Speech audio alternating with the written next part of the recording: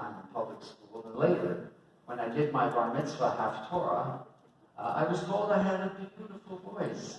You should be a cantor, my mom's friends would say. No thanks. But at that point, I wasn't screaming like the damned howling in Hades, as my reputation would later have it. I would soon be singing cream songs and blues songs in a sort of tenor soprano, or if you prefer, soprano castrato style.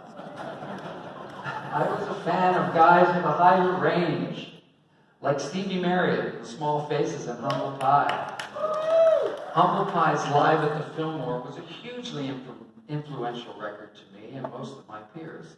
I Don't Need No Doctor was a huge song to me, and you can hear its influence in my early singing with Rush. Flipping the page, yeah? I would later often be compared to Robert Plant. While he certainly pushed me into higher registers, I think a comparison with Marriott would be a bit more accurate. Because he had a soulful voice with a strong vibrato, but he rocked. Soon, John Anderson's mellifluous singing would affect me too. He had a high range, but his voice wasn't scratchy or abrasive. It was beautiful, soulful, and emotive, and not unlike a schoolboy chorister. I really wanted to sing like that. Another singer who impressed me was Roger Hodgson on the early Supertramp records. And I liked both Paul Simon and Joni Mitchell a lot. Through the years, there were, of course, many others. I was a huge fan of Bjork later in life. No one would think to make that connection. There are, and I swear, there are certain words I sing in Rush in a very intentionally Bjork-like manner. I wasn't always aiming for raspiness, I just responded intuitively. Where my voice went was out of necessity relating to what we were writing and the key we were writing it in. And when we were young, we weren't too savvy about keys. If the key we wrote in the song felt right, it would just have to make do. What we came to learn was that in certain lower registers, my voice lacked power. But when I booted it up an octave, there was the power.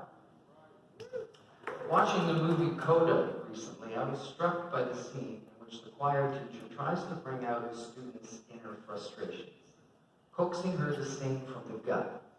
She's the only hearing member of a deaf family. Even if it's an ugly sound, he says, it will feel good. Turn your angst into power. And it dawned on me that my earliest vocal style may also have been rooted in my childhood, listening to the stories of what my parents had endured in the concentration camps, suffering all that bullying and alienation, so that when I began to sing, it all came rushing out like a screaming banshee. I was releasing all those suppressed emotions just by stepping up to the mic and screaming, yeah! Oh, yeah! Of course, then I had to learn how to actually sing. John Griffin once wrote in the Montreal Gazette that I sounded like a guinea pig with an amphetamine habit. In Circus, Dan Nuger said, if Lee's voice were any higher and raspier, his audience would consist exclusively of dogs and extraterrestrials. I kind of like that.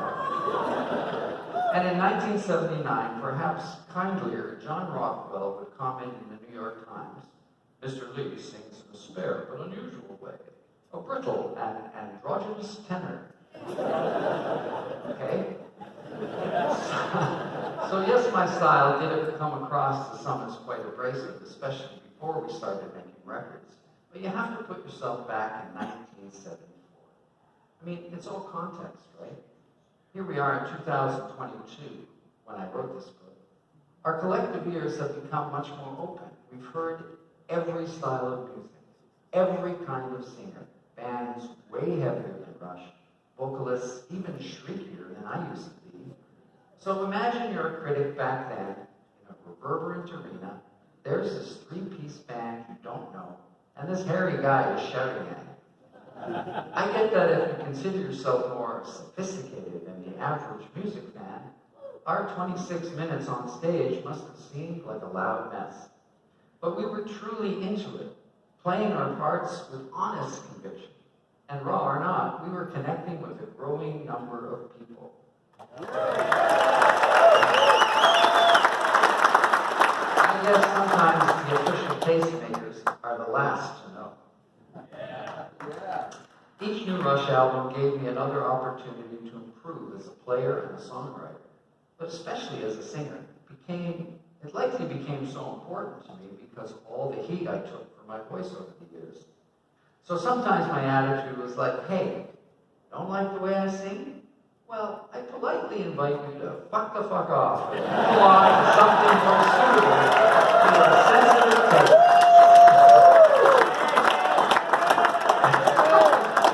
But most often, to meet my own standards, if no one else's, I worked at it, and hard. And then, there's singing with a cold. There is really nothing worse than going out on stage in that condition, becoming hoarse, singing badly, unable to hit notes. And I did it far too many times. Now that's a special kind of torture. With our show must go on attitude, we resisted canceling unless it was absolutely unavoidable. So I went on stage with tonsillitis, croup coughs, even a bloody nose, swallowing the blood all the time. And with this nose, that's a large amount of blood. Feeding a spittoon throughout the show. When I was sick, my bass tech Scully would also keep a shit ton of Kleenex and a wastebasket at the side of the stage and run out between songs with hot tea, lemon, and honey. One time my ears became so congested that my trusty ENT doctor in Toronto had to puncture one of my eardrums to drain the fluid out, simply so I could fly to the next gig. When you're flying on tour, you see, during decompression at altitude, fluid in your sinus cavities can become excruciatingly painful and even leave you partially deaf for days. And that's a whole lot of fun. So there I was. He put the needle in, I screamed bloody murder. Then, leaving his office, I noticed a young kid in the waiting room. He was pale as a ghost, staring at me in horror. And I said with a wink, "You're up, kid."